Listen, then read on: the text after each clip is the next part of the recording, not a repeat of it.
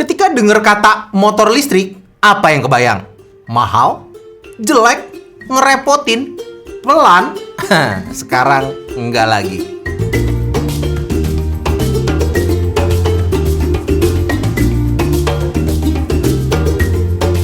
Halo, Tom Cruise di sini. Ini namanya New. Situ jangan ketawa terus, sudah berapa kali. Ini namanya New NQi, motor listrik dari brand motor listrik paling laku di Eropa. Saya tahu New ini tuh pertama kali dari acara CES di Las Vegas 2019.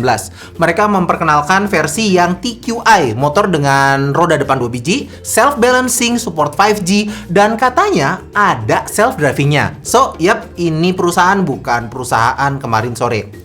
Cuman saya nggak akan review motor ini kayak tukang review otomotif pada umumnya ya. Saya juga yakin mereka pasti akan bikin reviewnya di channel masing-masing.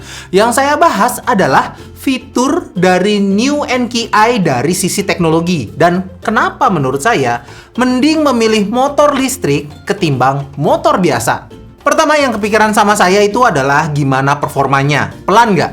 Well, saya bisa bilang kalau ini tuh cukup untuk penggunaan di dalam kota. Tarikannya oke kok, bisa bikin kaget. Tapi kalau mau nyantai, kalian tuh bisa atur di tombol plus minus yang ada di stang ini.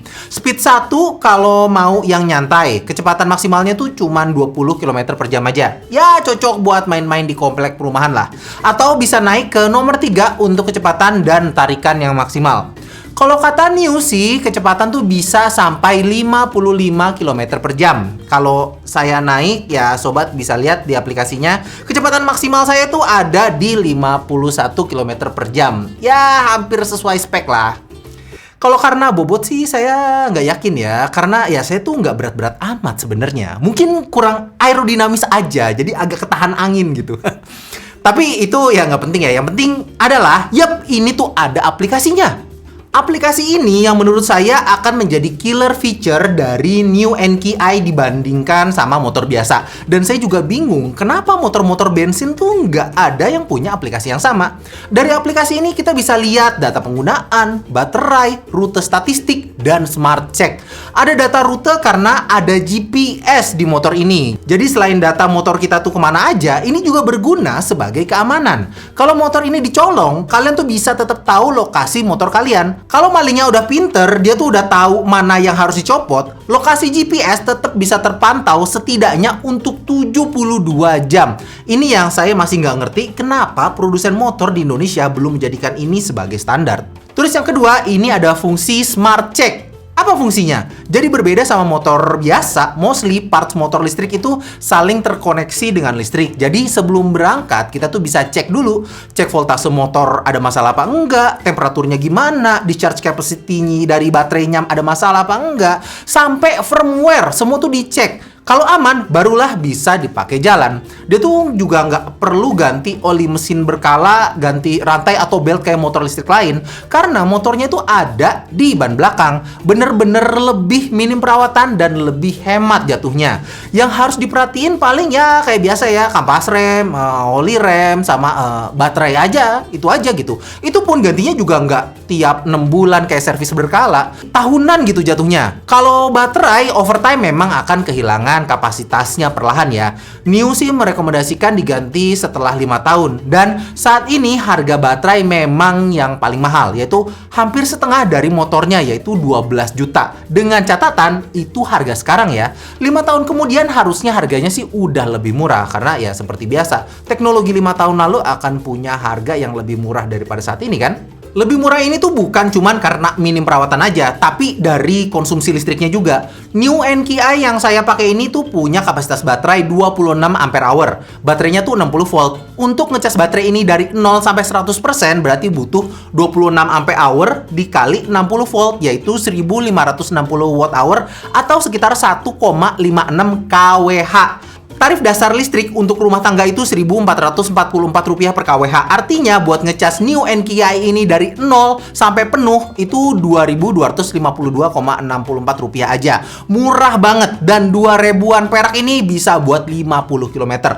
Tentu ini ngitungnya dengan prinsip efisiensi 100% ya. Cuman kan ya tetap ini tuh murah banget. Dari rumah saya ke kantor yang jaraknya sekitar 40 km, cuman 2.000 perak doang. Kalau ngomong ke dampak carbon footprint-nya juga jadi lebih murah lagi. Zero emission, kagak ada knalpotnya, jadi nggak bisa pakai knalpot racing gitu ya, kagak berisik. Anjir, ini tuh go green banget, sob. Eco-friendly banget. Wait, udah kayak lulusan teknik lingkungan aja gua.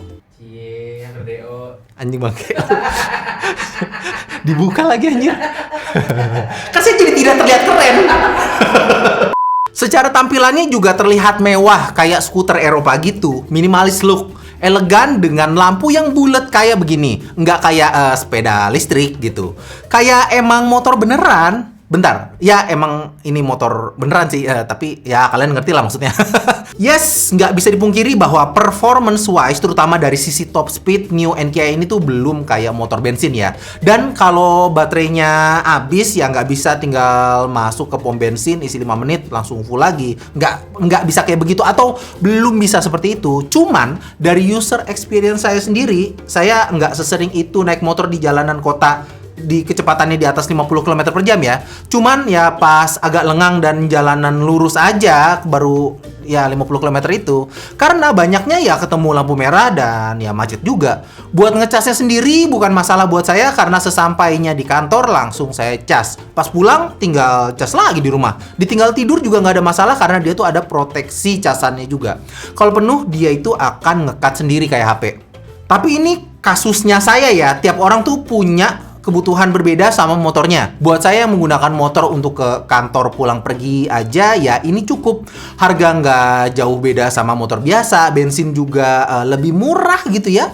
Minim perawatan, ramah lingkungan, ya ini tuh motor buat saya banget. Tapi kalau kalian ngojol misalnya, yang motornya tuh harus selalu mengaspal di jalanan, tentu akan kepentok sama waktu ngecasnya. Tapi menurut saya ini hanya masalah waktu aja sih sampai manusia tuh menemukan teknologi baru atau skema berbeda untuk mengatasi soal baterai ini. Bisa ngecas lebih cepat atau bahkan mungkin stasiun penukaran baterai bisa aja kan? Ya menurut saya motor listrik adalah masa depan. Gimana menurut kalian?